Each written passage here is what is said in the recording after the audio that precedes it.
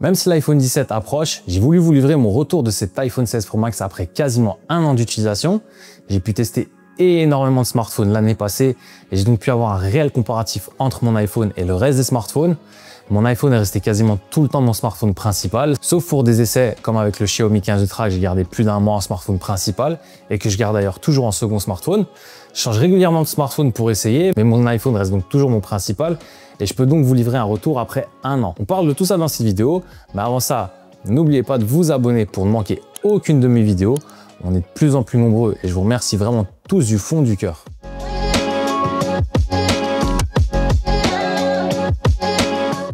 Alors commençons par le design. Alors je peux le dire directement, ce design me plaît toujours autant et ça c'est depuis des années.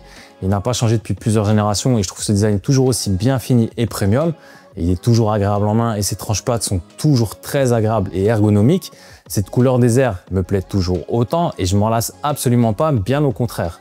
Par contre, ayant pu essayer de nombreux smartphones, je me suis rendu compte que cet iPhone est quand même très lourd au quotidien. C'est vraiment pas le plus léger des smartphones, surtout quand je vois le Z Fold 7 qui est beaucoup plus léger. Je me dis qu'Apple ferait bien diminuer le poids de ses smartphones. C'est un détail, mais un détail qui peut faire la différence au bout d'une journée d'utilisation. Le bouton caméra contrôle est par contre au bout d'un an bien un flop total à mes yeux.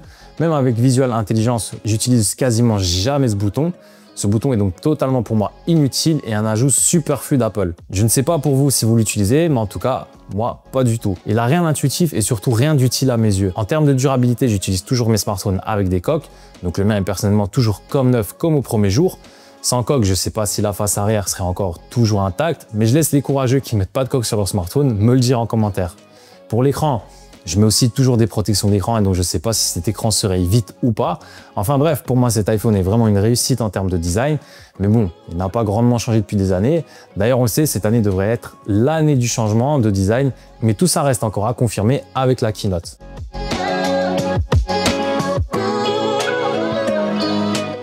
Venons-en à l'écran. Je suis toujours aussi fan de cet écran et surtout de ses couleurs. Comme vous le savez, pour ceux qui me suivent, la calibration et couleurs sur écran sont très importantes pour moi. Mais pour tous ceux qui ne sont pas encore abonnés, n'oubliez pas de vous abonner pour ne manquer aucune de mes vidéos. Je parle de tout ce qui touche à la tech, donc abonnez-vous car on est vraiment de plus en plus nombreux. Mais revenons-en à l'écran. On a toujours un superbe écran avec des couleurs magnifiques et qui sont vraiment super bien calibrées pour faire de la retouche photo par exemple. On a un écran lumineux, même si je dois admettre que chez Android et notamment avec mon Xiaomi 15 Ultra, on sent une réelle différence de luminosité. Le 15 Ultra est ultra lumineux même en plein soleil. Avec mon iPhone, ça peut arriver d'avoir un petit peu de mal à lire son écran avec un soleil très éclatant. Ça reste lisible, hein, mais ça peut être un petit peu plus difficile par rapport à mon 15 Ultra. Personnellement, Dynamic Island, moi j'en suis toujours fan et j'en trouve toujours une utilisation dans mon quotidien.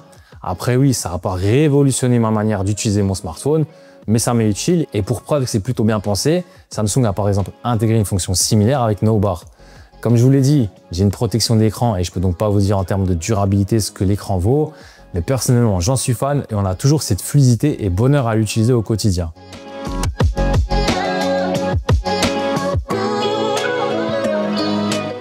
Alors on le sait, chez Apple, on mise surtout sur l'optimisation logicielle, plus que sur des specs ultra boostés comme chez Android par exemple.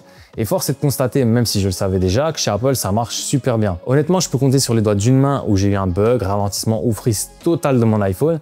Il est toujours super fluide et tout tourne parfaitement comme au premier jour.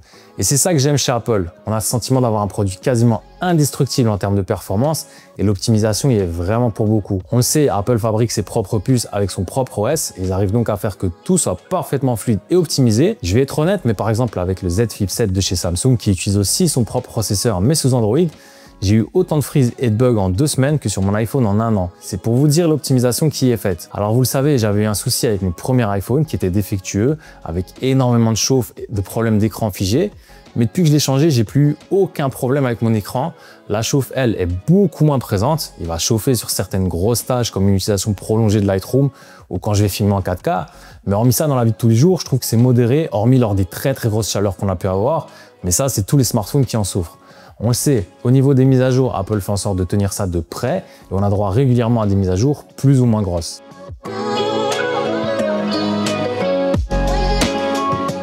Du côté de l'autonomie, je dois vous avouer que c'est son gros point noir. Elle n'est pas mauvaise, mais elle n'est pas non plus dans le haut du panier. Elle tient une journée au grand max, mais oubliez si vous voulez vraiment faire plus que ça. Certes, c'est pas mauvais, mais quand je compare avec ce qu'Apple avait pu faire sur le 13 Pro Max par exemple, Je me demande comment et pourquoi ils n'arrivent pas à nous redonner une autonomie de ce calibre. Concernant la recharge, c'est toujours trop lent. En 2025, se taper du 25 watts, c'est vraiment plus possible. Et fort heureusement, ça devrait enfin changer cette année avec l'iPhone 17 Pro Max. Mais ça, il était grand temps. 25 watts, c'est totalement dépassé et surtout injustifié en 2025. Surtout quand on a une autonomie qui n'est pas non plus incroyable, il faut pouvoir compenser avec une charge plus rapide. La charge sans fil est aussi lente. Surtout moi qui ne charge quasiment qu'en sans fil quand j'ai pas besoin d'un coup de jus rapide. C'est assez lent, mais ça permet de préserver ma batterie. Parce qu'après un an, moi, je suis toujours à 100% de capacité de batterie. Je vous l'ai déjà dit, mais je fais vraiment attention à mes batteries sur smartphone. Je descends jamais sous les 20% et je ne charge jamais à plus de 80% pour préserver ma batterie. Je fais ça depuis toujours et j'ai toujours su conserver une excellente capacité de batterie. Donc très honnêtement, on a une bonne autonomie, mais c'est pas non plus ce qui se fait de mieux. J'ai senti aucune évolution par rapport à mon iPhone 15 Pro Max.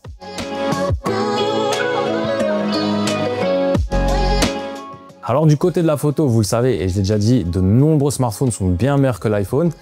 Pas que l'iPhone est mauvais, mais parce que d'autres constructeurs comme Xiaomi, Oppo, Samsung et Google ont fait des smartphones avec des performances en photo bien supérieures à l'iPhone. Mais l'iPhone est pour moi toujours dans le top 5 des meilleurs photophones, mais il n'est plus le meilleur. Mais attention, la photo reste tout de même excellente avec d'excellents clichés et surtout un traitement logiciel qui pour moi le place tout de même dans le top 3 avec le Xiaomi 15 Ultra et le Pixel 9. Le traitement fait par Apple donne une vraie identité aux photos prises et on a des couleurs beaucoup plus neutres et naturelles, ce qui me plaît bien plus. Du côté des optiques, on a une plage focale très cohérente et qui est pratique dans la plupart des cas. Je trouve juste que le zoom numérique x10 est très moyen par rapport à ses concurrents. Ça lisse très vite les résultats malheureusement. En haute et basse lumière, je trouve qu'il est vraiment très bon et permet d'avoir de super beaux clichés sans zone brûlée ou bouchée. Mais par contre, en vidéo, l'iPhone n'a absolument aucune concurrence. C'est tout simplement ce qui se fait de mieux et de très loin. C'est simple, cet iPhone peut faire office de caméra B, voire caméra A en vlog. Elle est très polyvalente et surtout son mode log est incroyable avec son ProRes non compressé en 4:2 10 bits. J'ai fait énormément de vidéos et j'utilise souvent des plans filmés à l'iPhone, surtout dans mes vlogs, et ça matche parfaitement bien avec ma caméra. J'aime énormément la vidéo sur iPhone et je le dis, mais aucun autre smartphone ne peut rivaliser pour le moment en vidéo avec l'iPhone, tant techniquement il est capable de faire énormément de choses. Le seul hic du mode log, c'est que ça prend énormément de stockage. Il faut vraiment prévoir un SSD externe pour ça. Mais hormis ça, vous le savez, en vidéo, je suis vraiment très fan de cet iPhone. Et c'est la raison principale d'ailleurs qui me fait garder mon iPhone.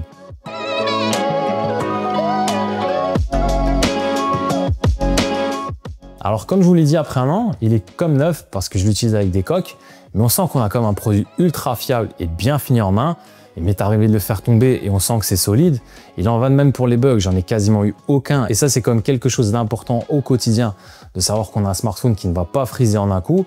Surtout aussi, je le dis très souvent, mais quand vous achetez un iPhone, voyez ça comme un investissement sur 4-5 ans minimum. On le sait, mais avec l'optimisation faite, un iPhone peut facilement se garder 5 ans sans aucun problème. Il faudra peut-être juste changer la batterie.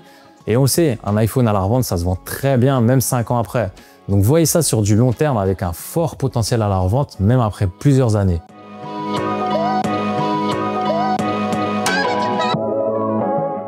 Alors du coup, est-ce que cet iPhone 16 Pro Max vaut la peine après un an?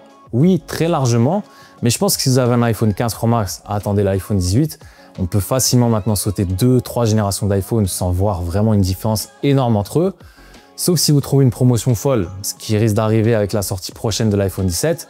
Pourquoi pas, mais honnêtement, le gap entre les deux est vraiment quand même très minime. Et bien évidemment, si vous voulez vraiment le tout dernier et qu'il y aura sûrement le tout nouveau design, alors oui, partez sur le 17. Mais honnêtement, pour moi, le 16 Pro Max reste un excellent smartphone. Donc voilà. C'était mon retour après un an à utiliser cet iPhone 16 Pro Max, un iPhone qui est excellent et qui sera encore plus avec son prix qui devrait baisser prochainement avec la sortie d'iPhone 17. Comme toujours, si vous avez aimé cette vidéo, n'oubliez pas de la liker, partager, commenter et surtout vous abonner pour ne manquer aucune de mes vidéos. Je vous dis merci à tous et à la prochaine.